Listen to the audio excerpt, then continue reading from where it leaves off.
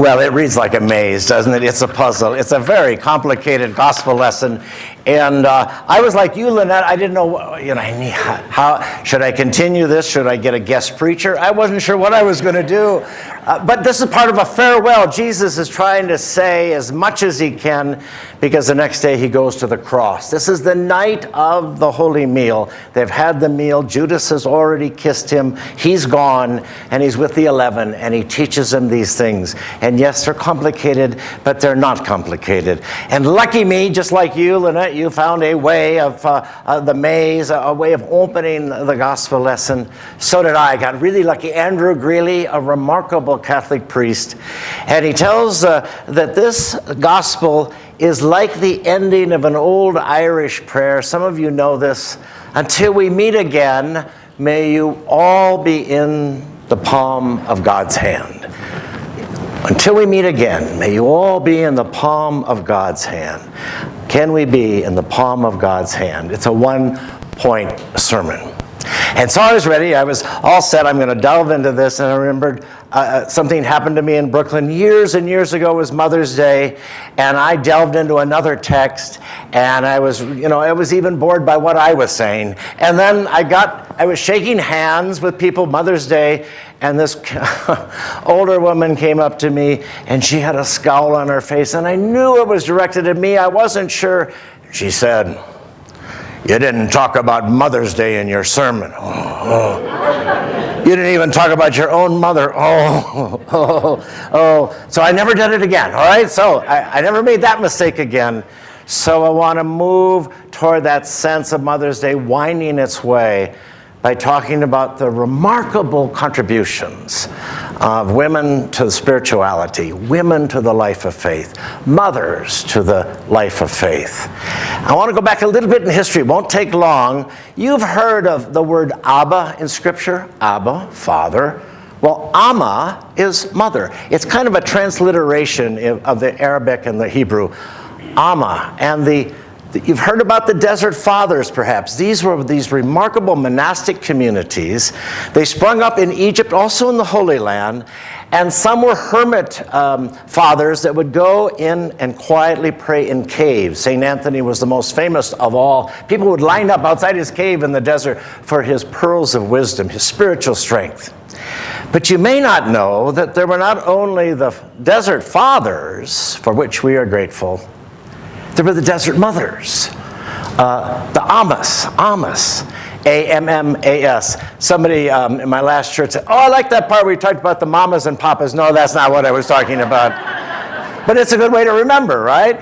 The Abbas and the Ammas.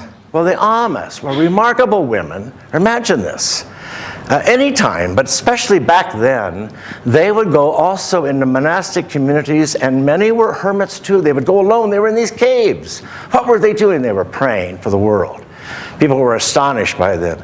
And we have found at least 47 sayings that came out of the Ammas, those remarkable women, those sayings of faith that deepened pilgrims through all of the centuries. And there's a whole line of this kind of a feminist, if you will, spirituality that shoots up through the ages.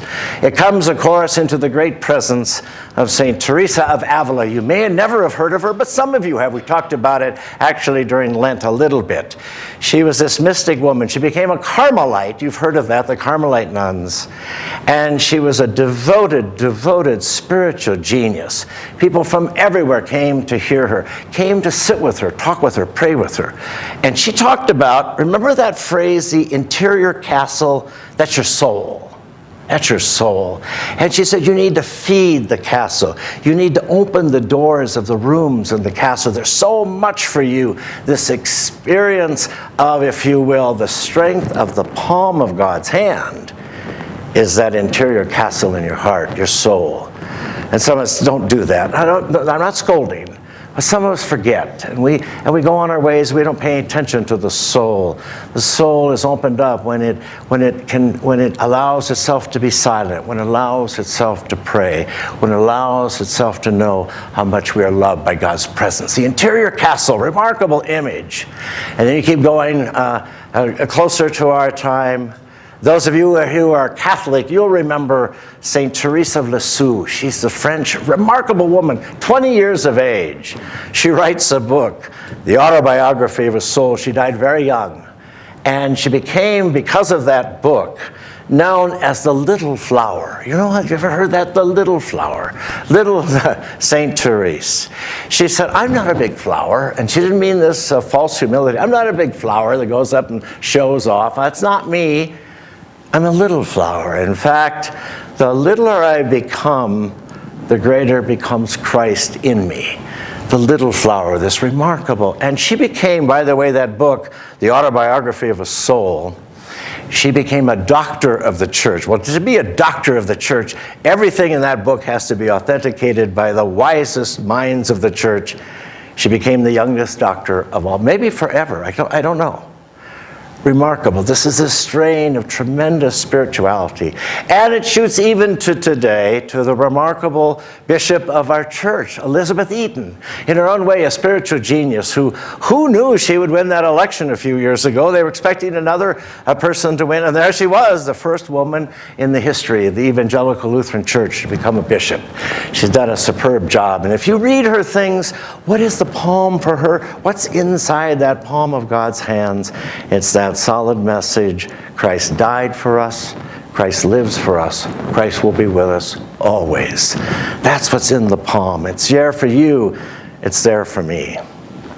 And of course, I think of your mom. Some of you, I know your moms, as you must think of your mom today. And I think of my own mom. I adored my mom. I just loved my mom. And she would say, everyone deserves a bowl of hyacinths. Well, that's the sweetest smelling to me flower there is. It's so wonderful. And every time it's hyacinth season, we run out, my wife and I, this is for mom, and we bring it home and we smell up the house. It's so great. It's like a stronger smell than lilacs, I think. I just love it. And she said, everyone deserves it. Her way of saying, everyone deserves to be in the palm of God's hand. And sometimes it doesn't work out that way. We know that. Sometimes people go astray. Sometimes people hurt.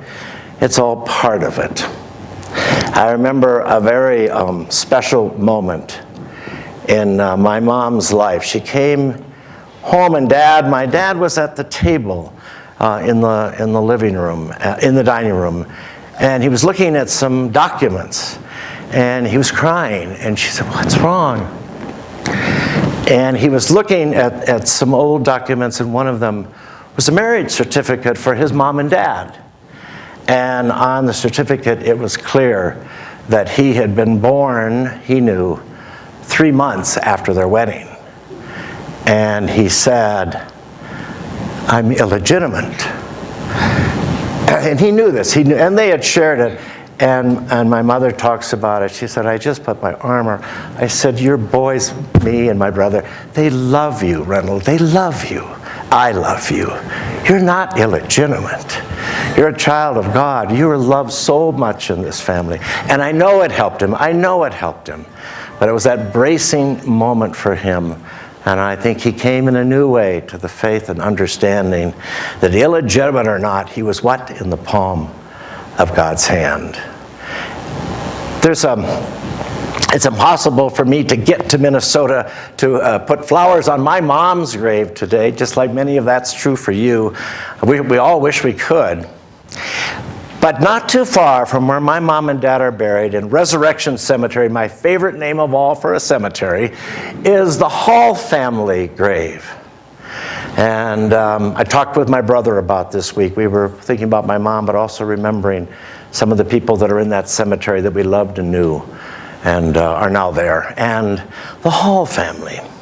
Well, the Halls came to that town, which was a college town. Dr. Hall taught theology. He was ordained.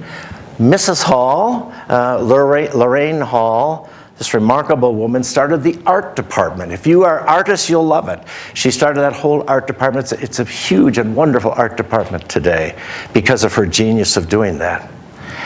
And they had 4 kids. There was Terry and Peter and Camilla and Nan. And Terry was 7 years old when pulmonary disease shocked him and he died. I went to his funeral. 7-year-old little art, 2nd grade class went to his funeral. And Peter, about 2 or 3 years later, died of kidney failure. The second child they put into the grave. I mean, how sad and awful is that? And if you've experienced that, you know more than any of us know. And there was Camilla, and then Nan, who was the fourth child to be born, died as a young lady, a young adult, also from kidney failure, as Peter died. And there was Camilla. Camilla grew up. I sang with her in the cherubim choir. How about that? First Lutheran Church. We were a mighty group. And she was down a little, but she was younger than I. And she went off to finish her degree at University of Minnesota. She was an artist. This was the late 60s, early 70s. She went out to Berkeley, California. She was huge in the peace movement. And we never know how this happens. She was drawn to the dark side of that peace movement. And she found herself involved with the Symbionese Liberation Army. Some of you remember that, the SLA. You might not remember that, but you remember there was this group of radical people who kidnapped, and she was one of them, was a part of it, Patty Hearst, the heiress of the Hearst dynasty. And there was a firestorm. The police finally found them. They found the house where they were living in Los Angeles. There was a conflagration. It was awful. And if you remember, that house burned, and so did Camilla. And the fourth of the children, back to the hill, back to the grave, back to that place. And it was Lorene, the mother, who asked if the college choir could come out that day for the service. And they had a ring around the gravesite and all of the mourners, and they sang her request, "I know that my Redeemer lives." We've sung that at all 4 of the children's services. I know my Redeemer lives. That's the poem. That's the poem. And may you know that today, Mother's Day or not, that you are in the palm of God's hand. Amen. Amen.